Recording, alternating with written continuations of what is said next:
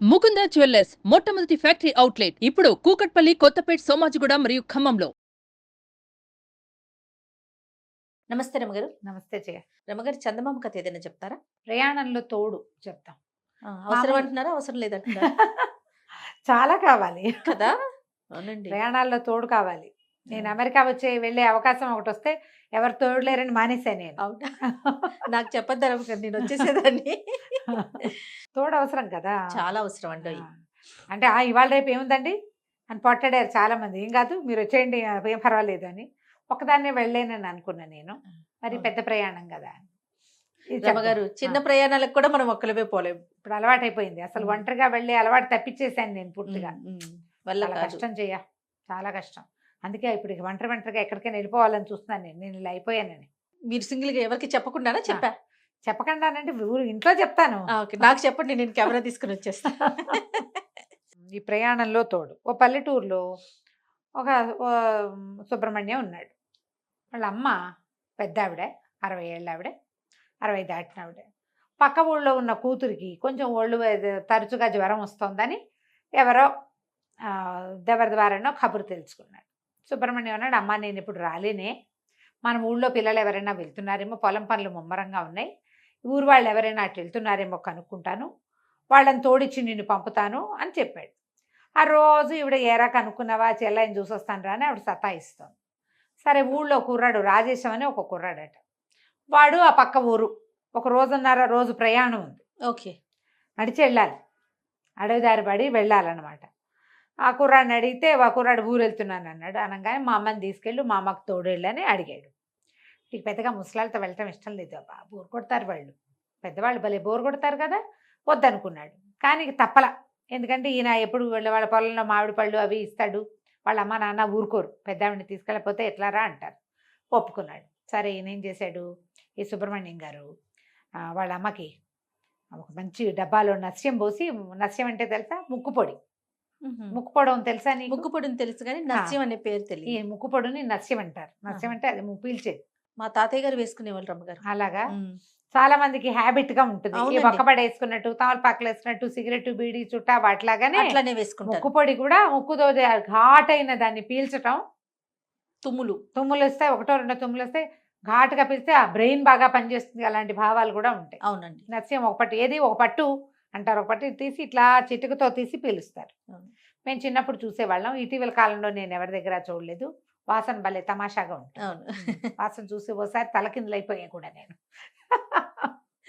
అయితే ఆయన ఏం చేశాడు, వాళ్ళ బావ కోసం మంచి ఘాటైన నస్యాన్ని ఒక డబ్బీకి ఇచ్చాడు. బావకి ఇవ్వవే అమ్మ అని ఆవిడ మూటలో పెట్టుకుంది. మనవరాళ్ళ కోసం, మనవల కోసం అక్కడ కూతురు పిల్లలకి మినపసున్ని అవి ఉండలు చుట్టుకుంది. ఆ ఉండలు మూట డబ్బులు ఇచ్చాడు తల్లి చేతికి. సరే, ఈ రాజేశం ఏమన్నాడు, మీ డబ్బులు మీ దగ్గర ఎందుకండి, ఇబ్బంది పెద్దవారు, నాకు ఇవ్వండి అన్నాడు. కొంత డబ్బులు వాడి చేతిలో పెట్టింది. అబ్బాయి మొల్లో ఒక సంచి దొప్పుకున్నాడు. సంచిలోనే వాడి డబ్బులు, ఈ మామగారి డబ్బులు కూడా ఉన్నాయి, పెట్టుకున్నాడు. సరే, బయలుదేరి వెళ్ళారు.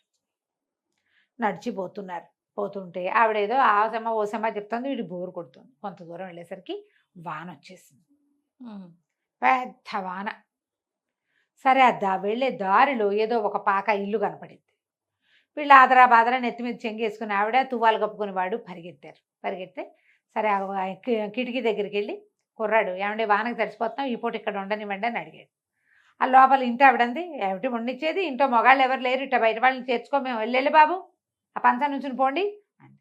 అనగానే ముసలావిడ కుర్రాన్ని పక్కకు చూసి అక్కడ కనపడి ఆ కిటికీలోంచి, అమ్మ పెద్దదాన్ని, మరి మీ అమ్మ లాంటి దాన్ని, అబ్బాయి మీ తమ్ముడు లాంటి వాడు, వాడు ఏమీ దాంట్లో ఇబ్బంది ఏమీ లేదమ్మా, వానకు తడిస్తే వెళ్ళలేము, బట్టలు తడిసిపోతున్నాయి అదే అనగానే ముసలావిడ కనపడేసరికి ఆ ఇంటి ఆవిడ తలుపు తీసింది.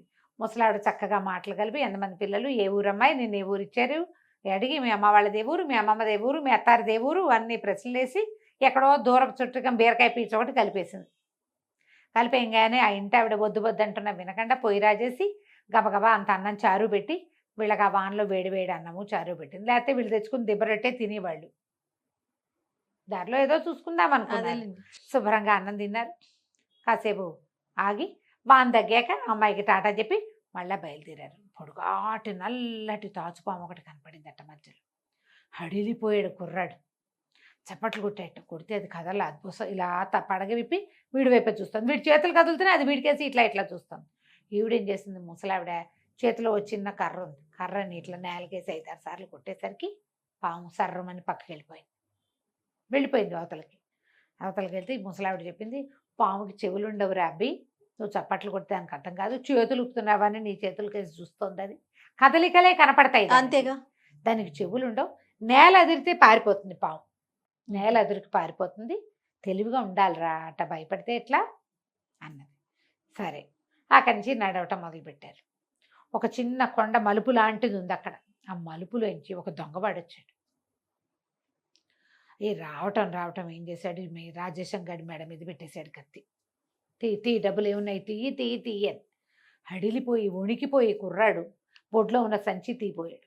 ముసలావిడంది, అయ్యో అబ్బి, డబ్బుల కోసం ప్రాణం తీస్తావుట్రా, వాడి దగ్గర ఏమున్నాయి, నా దగ్గర ఉన్నాయి, నేను ఇస్తా ఇట్రా అని చెప్పి మెల్లిగా మూట విప్పింది. విప్పేసరికల్ వాడు చూస్తున్నాడు, కత్తి చూపిస్తున్నాడు కానీ ఇస్తుందని. ఈవిడేం చేసింది, మూట విప్పి మూటలోంచి చిన్న మూటలోంచి డబ్బీ తీసి ఆ డబ్బీలోంచి ఇంత దస్యం తీసి కంట్లో కొట్టేసి. అయ్యో తెలివి వాడు లబో అది మహాభగ్గుమంటుంది. అది ఇప్పుడు నీకు భగ్గు అనకపోయినా కనీసం ఫేస్ పౌడర్ పడినా కంట్లో మడుతుంది కదా, కారమే పోయక్కర్లా, చేతిలో ఫేస్ పౌడర్ ఉండి ఫేస్ పౌడర్ విసిరేసిన ఒక మన కంపాక్ట్ పౌడర్లు అయితే అడవు, చేతిలోంచి ఊడిపడవు. మామూలు ఫేస్ పౌడర్ డబ్బా ఉంటే ఆ డబ్బా ఇట్లా విసిరితే కంట్లో పడితే మామూలుగా ఉండదు దాని సంగతి. వాడు లబో దిబోమంటూ పరిగెత్తి పారిపోయాడు. కళ్ళు మండిపోతున్నాయి, ఇక్కడ నీళ్లు కావాలి కళ్ళు కడుక్కోవడానికి. వీళ్ళు దారి తీసి వెళ్ళిపోయారు. ఆవిడ నవ్వుతూ చెప్పింది, ధైర్యంగా ఉండాలి, బ్రెయిన్ పని చేయాలి మనకి. సరే ఒక ఊరు దాటారు, ఇంకా వెళ్ళాలి, ఇంకా కొంచెం ఉంది. అయితే ఈ కుర్రాడు ఏం చేశాడు, ఒక అరుగు మీద ఆవిడని కూర్చోబెట్టి, ఇక్కడ కూర్చోండి మామగారు, నేను ఏమైనా ఆకలిస్తుంది, తినడానికి ఏమైనా పట్టుకొస్తాను అని చెప్పాడు. ఊళ్ళు దాటి వెళ్తారు, తిండి దొరుకుతుంది మధ్యలో ఎక్కడో. అదే లేదు, ఈవిడ్ని ఇక్కడ కూర్చోబెట్టాడు. వాడు వెళ్ళాడు. ఎంతసేపటికి రాడే, దుకాణాల వైపు వెళ్ళిన వాడు. ఏమిట్రా వీడు రావట్లేదని ఆవిడ మూట భుజాన్ని వేసుకుని అక్కడికి వెళ్ళేసరికి ఒక కొట్టు దగ్గర బాకెట్లో వీడిని గోల చేస్తున్నారు వాళ్ళు.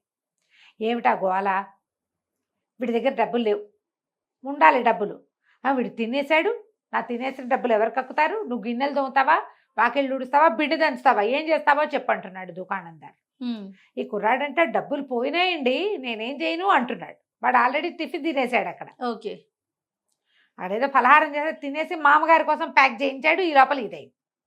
ఆవిడొచ్చి ఏమిటైనా అని కనుక్కుని, సరే పర్వాలేదులే అని చెప్పి డబ్బులు తీసిచ్చి మా వాడిని వదిలే, డబ్బులు జారిపోయినాయి.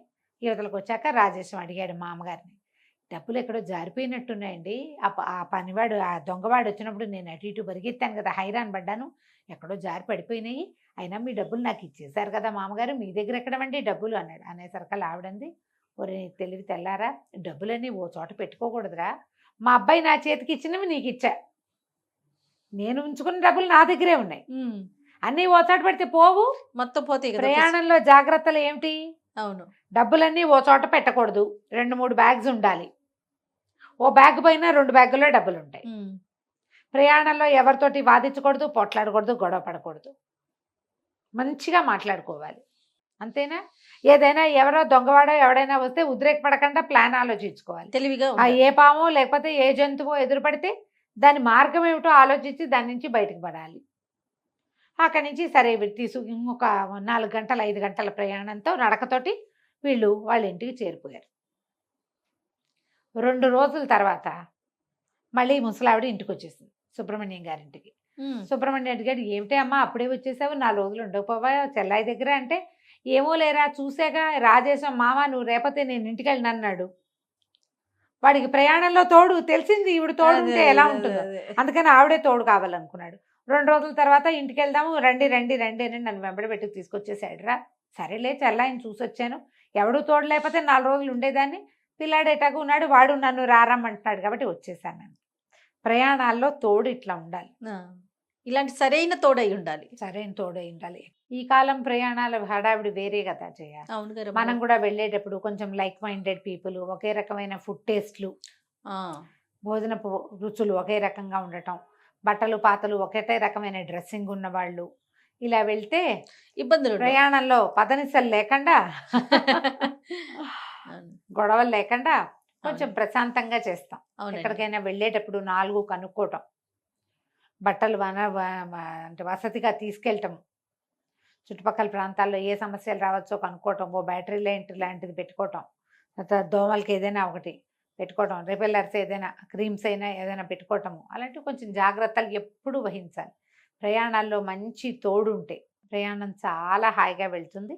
ఎప్పుడైనా అలాంటి అవసరాలు వచ్చినప్పుడు అలా ఆలోచించండి. కథ మాత్రం వినేయండి, బాగుంటుంది. నమస్తే రమ్మగారు. నమస్తే జయ.